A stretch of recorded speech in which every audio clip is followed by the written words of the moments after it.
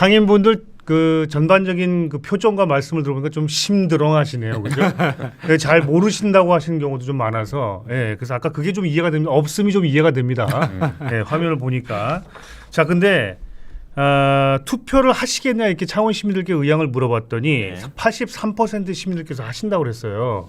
그러니까 우리가 좀 도움을 드려야 되거든요. 네. 그래서 후보자 정보 있잖아요. 이상훈 기자가 누군지. 좀 준비를 좀 해가지고 오셨죠. 네, 그렇습니다. 봅시다. 먼저 기호 1번이 되겠죠. 송순호 후보 네.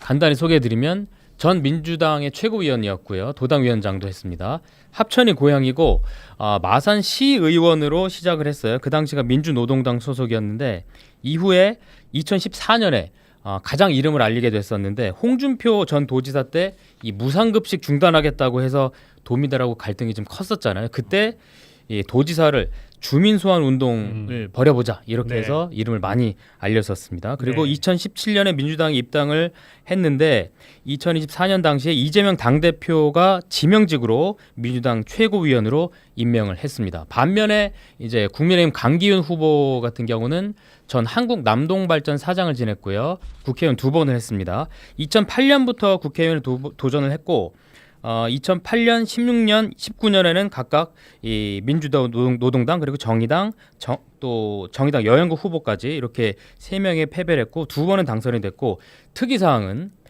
재산이 저보다 무척 많다는 점. 예, 그렇습니다. 재산이 굉장히 많은 분으로 유명하죠. 예. 우리 강기훈 후보는. 예, 그렇습니다. 근데 특징이 뭐냐면 송순호, 강기훈 이 두 분 모두 창원시에 출마하는 거 처음이고요. 그죠? 예, 그리고 두 후보가 맞대결을 하는 것도 처음입니다.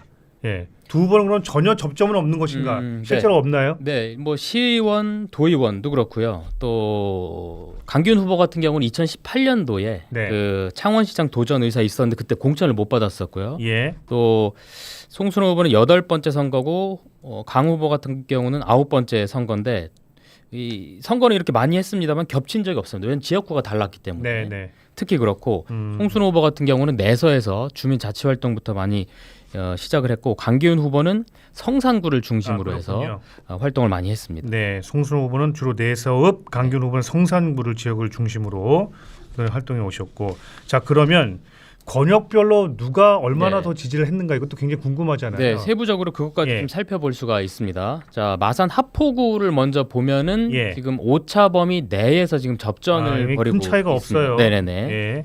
그리고 회원구가 이제 내서가 포함되어 있는 지역이거든요. 예. 그리고 또 성산 의창 여기에서는 강기훈 후보가 조금 앞서고 있는데 근데 둘 다 보면은 이 오차범위 내에 있습니다. 예, 예. 그리고 진해에서만 송순호 후보가 한 10.7% 포인트 앞서고 있는데요. 네, 네. 이것만 이 샘플로 봐야 되거든요. 이건 그 지역구의 샘플이 몇 개인지를 예. 봐야 되는데 오차범위 밖에 있고 특이한 점은 진해구는 이 조국혁신당 심기탁 후보 지지율도 한 7.2%가 나와서 그렇습니까? 높게 좀 나왔다는 특징이 있고요. 그러면 진해 같은 경우에는 네. 더불어민주당 송순호 후보가 방금 43.1%가 나왔으니까 네. 요 두 개, 그러니까 법여권을 합하게 되면 네, 50%가 일단 넘는 네, 법여권 지지세를 가지고 있다. 우리 그 여론조사 결과로만 보면 그렇습니다. 그렇게 판단해 볼 수 있는 것이고, 유권자가 가장 많다고 할 수 있는 성산구, 의창구 같은 경우에는 약간 보수가 더 강한 것으로 예. 일단 결과는 그렇게 나왔습니다. 네. 자, 근데 마산, 창원, 진해가 이렇게 합한 게 한 16년 됐죠. 예, 그럼에도 불구하고 이게 민심은 이렇게 확실히 좀 차이가 좀 많이 나는 것 같습니다. 예. 평론가님 그 캐스팅 보트라고 보통 얘기를 하잖아요. 이렇게 지역별로 보게 되면 글쎄요, 그런 권역이 좀 있을까요? 그런 아무래도 역할을 유권자가 할수 있는? 많은 유권자가 많은 그렇죠. 곳이 어느 후보를 선택하느냐가 매우 중요하죠. 창원시 지역. 예, 맞아요. 예. 그러니까 그러니까 성산하고 의창이 그렇죠. 합하면 인구가 유권자 비중으로 한 45% 정도 되거든요. 예. 그러니까 이 지역에서 예를 들면 1, 2%를 어떤 후보가 이긴다고 하면 다른 지역에 한 4, 5%, 6%에 맞먹는 그렇죠. 정도의 변화를 줄 수 있기 때문에 네. 성산 의창이 어느 정도 후보 지지율을 보이느냐 이게 매우 중요하다고 볼 수 있고요. 네. 성산 같은 경우에는 사실 원래 진보의 메카로도 불리기도 하고 그 노회찬 의원이 또 당선된 지역이기도 한 것으로 제가 알고 있거든요. 예. 근데 이거는 이게 그 여론조사를 할 때 ARS 조사의 경우에 이제 전화면접 조사하고 좀 다른 부분이에요.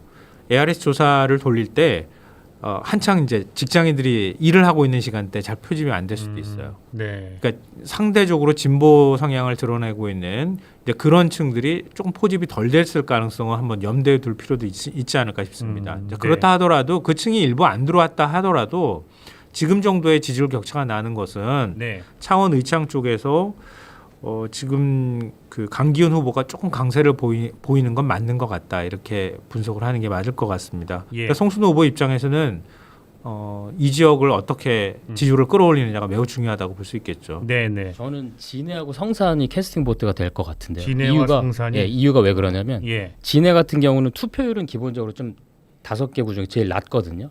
근데 민주당의 득표율이 가장 높은 지역이거든요. 네. 그래서 여기에 좀 얼마나 신경을 쓰느냐가 관건일 것 같고 또 하나는 성산구가 그러니까 민주당 그러니까 진보 정치 1번지기도 하지만 강기훈 후보가 주로 활동했던 맞습니다. 지역이거든요. 그래서 여기서 얼마큼 민주당이 표를 확보하느냐가 예. 관건이 아닐까 또 생각이 듭니다. 예, 예. 네.